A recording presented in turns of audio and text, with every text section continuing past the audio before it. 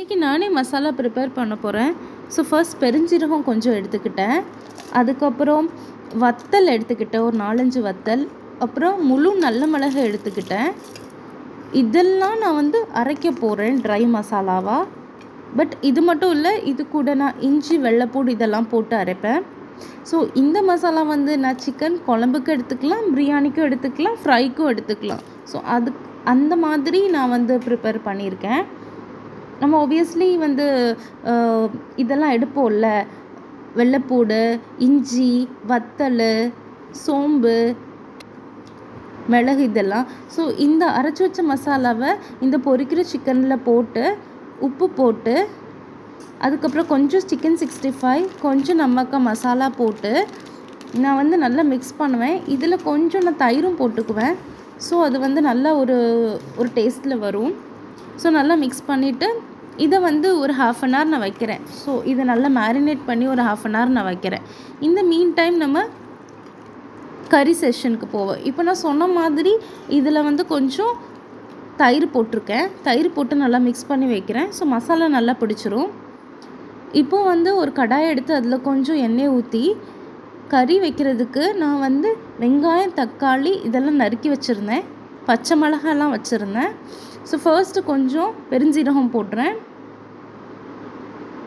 அது நல்லா பொரிஞ்சு வந்துட்டுருக்கும். அந்த டைமில் கொஞ்சம் வெங்காயம். நான் இதுக்கு 2 சின்ன வெங்காயம் எடுத்தேன். அதுக்கப்புறம் 2 சின்ன தக்காளி எடுத்தேன். இதை நல்லா நம்ம ரோஸ்ட் பண்ணுறோம்.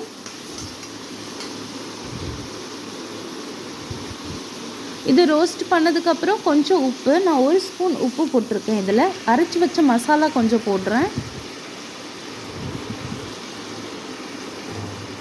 இதை நல்லா சாட்டே பண்ணணும். இப்போ நம்மக்க மசாலா கொஞ்சம் போடுறேன். அப்புறம் கறி மசாலா கொஞ்சம் போடுவேன். குழம்பு மசாலா அதுதான் போட்டுட்டு நல்லா இதை சாட்டே பண்ணி எடுக்கணும், வதக்கி எடுக்கணும். இது கரியக்கூடாது. இது ஒரு மாதிரி கோல்டன் கலரில் லைட் டார்க் ப்ரௌனில் வரணும். ஸோ இந்த மாதிரி நல்லா சாட்டே பண்ணி எடுக்கிறேன். சாட்டே பண்ணதுக்கப்புறம் நம்ம வாஷ் பண்ணி வச்ச சிக்கன், அந்த சிக்கன் எல்லாம் போட்டு அதிலே சாட்டே பண்ணி எடுக்கிறேன். ஸோ இது நல்லா சாட்டே ஆகி வரும். அப்போது நான் தண்ணி கொஞ்சம் ஆட் பண்ணுறேன். ஏன்னா நம்ம குழம்பு ட்ரையாக வேண்டாம்ல. ஸோ தண்ணி ஊற்றி நம்ம அதை கொதிக்க வைக்கணும். தண்ணி ஊற்றுனதுக்கப்புறம் நான் உருளைக்கிழங்கு வெட்டி போடுறேன். ஒரு உருளைக்கிழங்கு போட்டிருக்கேன்.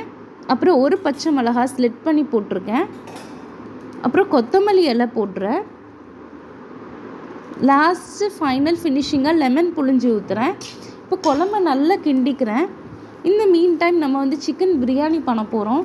ஸோ ஒரு குக்கர் எடுத்து அதில் கொஞ்சம் எண்ணெய் ஊற்றி அதில் கொஞ்சம் பெருஞ்சீரகம் போட்டு வெங்காயம், தக்காளி, இதுக்கு ஒரு வெங்காயம் ஒரு தக்காளி தான் எடுத்திருக்கேன். அப்புறம் ஒரு பச்சை மிளகாய் நல்ல சின்ன சின்னதாக வெட்டி போடுறேன். போட்டதுக்கப்புறம் இதை நல்லா வதக்கி எடுத்துக்கிறேன்.